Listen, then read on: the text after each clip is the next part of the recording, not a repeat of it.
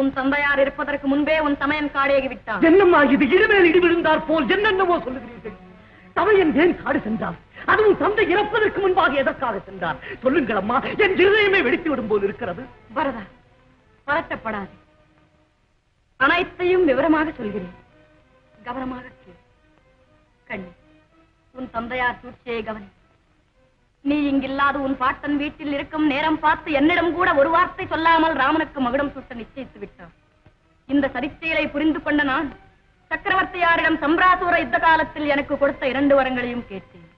எப்படி என்றால், ஒரு வரத்தால் நீ அரசாளவும், மற்றொரு வரத்தால் ராமன் 14 வருடம் ஆரண்யம் போகவும் கேட்டேன்.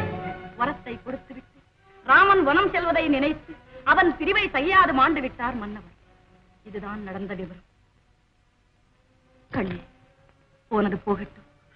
பூமி பாரத்தை நீ ஏற்று மன்னனாக மணிமுடி தரிப்பதை காண என் கண்கள் துடிக்கிறது.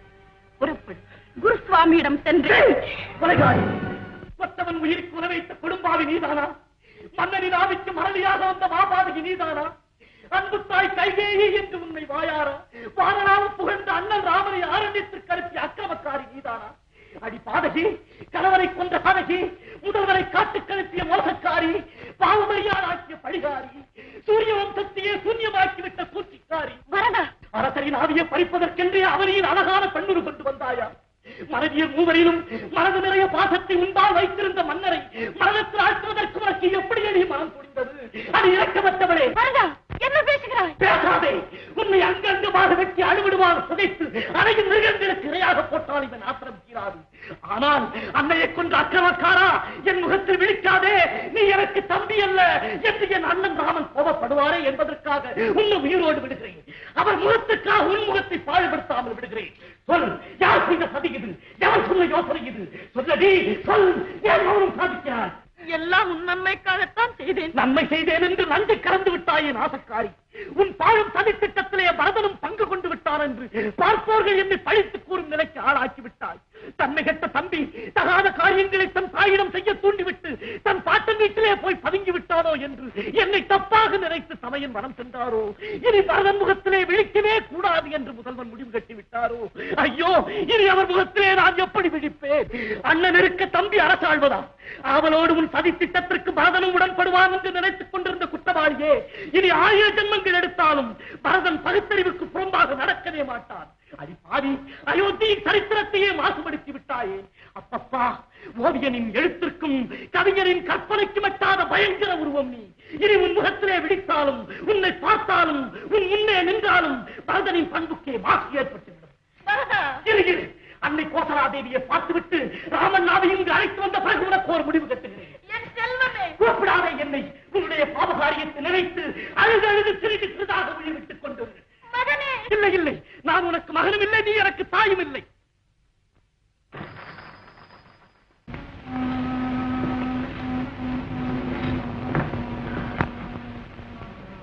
ராமனின் ராஜ்யம் வந்துவிட்டதென்ற உற்சாகத்தில் வானத்திலே பறக்கும் அயோத்தியின் சூரிய கொடியில் நிமிர்ந்து பார்த்து அகமகிழ்ச்சி அடைய வேண்டிய பரதன் செயலன் தலைகுனிந்து பூமியை பார்க்கும் காலமும் வந்துவிட்டதா?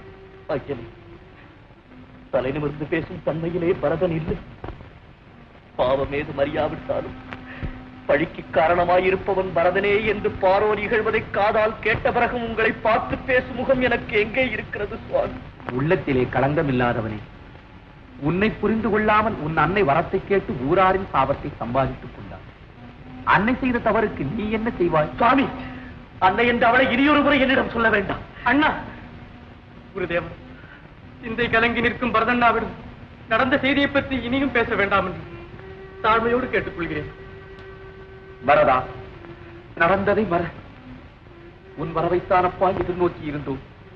இனி நடக்க வேண்டியது என்ன? நீயே சொல்லு. அப்பாவின் ஆவியும் அன்னை கோசலாதேவியின் மனமும் அயோத்தி மக்களின் உள்ளமும் சாந்தி அடைய வேண்டுமானால் அண்ணன் ராமனை உடனடியாக அழைத்து வந்து அயோத்திக்கு மன்னனாக்க வேண்டும். இல்லை, நானும் அந்த இடத்திலேயே மடிந்து மண்ணோடு மண்ணாகிவிட வேண்டும். இதுதான் சுவாமி என் இறுதியான முடிவு. சத்தியம் தவறாத சக்கரவர்த்திக்கு பிறந்த மைந்தர்களில் நீயும் ஒருவன் தானே. சன்மார்க்கம் உன்னிடமும் இருப்பதை பற்றி எவருமே ஆச்சரியப்படுவதற்கில்லை. ஆனால் உன் அண்ணன் அயோத்திக்கு வருவானா? நான் அழைக்கிறேன் சுவாமி, நான் அழைக்கிறேன். நான் அழைத்தால் என் வார்த்தையை ராமண்ணா தட்டவே மாட்டார். சரி, உன்னிஷ்டம். நாங்களும் வருகிறோம். அமைச்சரே, ரகுநாயகனை அழைத்து வர தாங்கள் புறப்படுகிறீர்கள் என்ற செய்தியை உடனே நாடெங்கும் தெரிவித்து விடுகிறேன். பரதன், மிகவும் வருந்தக்கூடிய விஷயம் உண்டு. சொல்ல எனக்கே சங்கடமாயிருக்கிறது. என்ன சுவாமி? உன் தந்தையார் 4 பிள்ளைகளை பெற்று வளர்த்து பெருமையோடு வாழ்ந்தும் கூட அவர் மரணப்படுக்கையிலே உயிர் விடும்போது உரிமையோடு கொள்ளி வைக்க ஒரு மகனும் அருகில் இல்லையப்பா. ஐயோ, கேட்க முடியாத, தாழ முடியாத செய்தி சுவாமி. பரதா, வருந்தாதே. அவர் சடலத்தை எண்ணெய் கொப்பரையில் இட்டு வைத்திருக்கிறோம். அவருக்கு செய்ய வேண்டிய இறுதிச் சடங்குகளை முடித்தபின் முதல்வனை அழைக்கப் போகலாம். ஐயனே, மறந்து விட்டீர்களா? என்ன சுமந்திரரே? சக்கரவர்த்தியார் சாகும் தருணத்தில் கைகேயி தேவி மீதுள்ள ஆத்திரத்திலே நான் இறந்த பிறகு கைகேயும் அவள் வயிற்றில் பிறந்தவனும் என் சடலத்தை தீண்டவே கூடாது என்று. ஐயோ தந்தையே, தந்தையே, அதற்கு நான் அருகதையற்றவனாகிவிட்டேனா? வருந்தாதே, சத்துருக்கிற ஈமச் சடங்குகளை செய்யலாம். குருபரா, சொன்ன சொல்லை காப்பாற்ற உயிர் விட்டார் மன்னவர். தாய் தந்தையர் கட்டளைக்காக பட்டத்தை துறந்து காடு சென்றார் முதல்வர். தமையன் மேல் உள்ள பாசத்தால் தவக்கோலம் பூண்டு அண்ணனுக்கு தொண்டு செய்ய புறப்பட்டான் தம்பி லட்சுமணன். அப்பாவின் இறுதி கடன்களை முடிக்க உரிமை உள்ளவனாக இருக்கிறான் தம்பி சத்ருக்கணன். பாதி கைகேயி வயிற்றில் பிறந்த ஒரே ஒரு குற்றத்திற்காக எதற்குமே பிரயோஜனமில்லாத சாகாத நடைப்பிடமாக இருக்கிறான் பாதி பரதன். இதைவிட ஒருவருக்கு கொடிய தண்டனை வேறு என்ன சுவாமி வேண்டும்? வேறு என்ன வேண்டும்? உன் துக்கம் எல்லோர் மனதையும் கலக்குக. கவலைப்படாது. வா.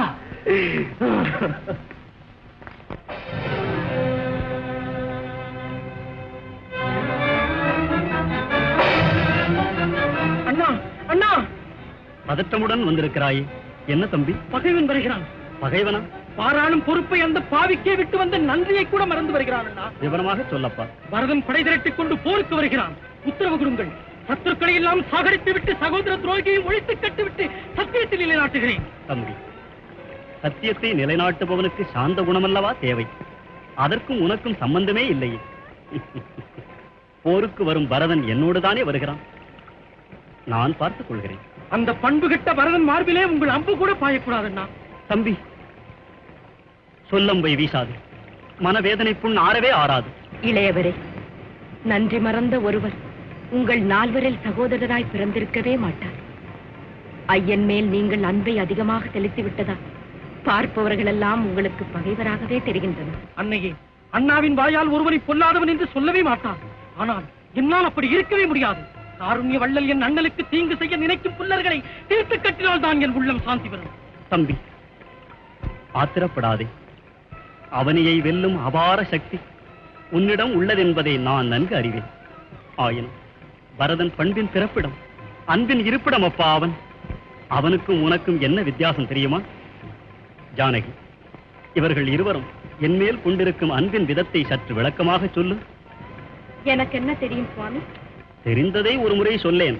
இவரையும் வருபவரையும் உங்கள் எதிரில் நிறுத்தி எந்த விதமான காரணத்தையும் கூறாமல் ஒரு அக்னி குழியை காட்டி இருவருமே இதில் விழுந்து இறந்து விடுங்கள் என்று நீங்கள் ஒரு உத்தரவு போட்டீர்களானால் இவர் அக்னியில் விழுந்து சாகும்படியாக நான் என்ன தவறு செய்தேன் என்று கேட்டு தெரிந்த பின்பு விழக்கூடியவர். அவரென்றாலோ நீங்கள் சொன்னவுடனேயே விழுந்து இறந்து விடக்கூடியவர். லக்ஷ்மணா, அன்னை தந்தை அகிலம் யாவும் நானே என்று சதா தியானிக்கும் பரதன் என் மீது படையெடுத்து வரவே மாட்டான். அன்னையும் பிதாவுமாகி அறிவூட்டுமாசானாகி அவனியிலல் தெய்வமாகி என்னுடற்பிறப்பாகி உள்ளமே நோகும் வண்ணம் நாளும் பாரத்தை வைத்து நீ வனத்துக்கே வந்ததும் நியாயந்தானோ?